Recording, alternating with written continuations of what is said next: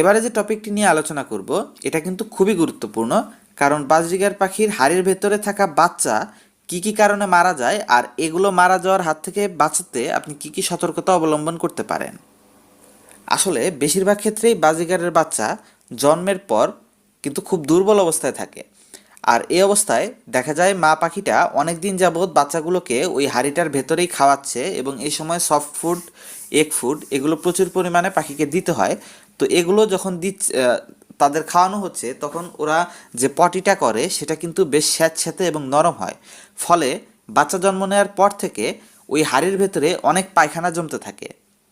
তো এই হাঁড়িটাকে আপনি যদি কয়েকদিনের মধ্যে পরিষ্কার করে না ফেলেন, তবে ওই বাচ্চাগুলো মারা যাওয়ার প্রবল একটা সম্ভাবনা রয়েছে। আর যদি মারা নাও যায়, তাও ঠান্ডা লেগে বা অন্য যে কোনো রোগে আক্রান্ত হতে পারে।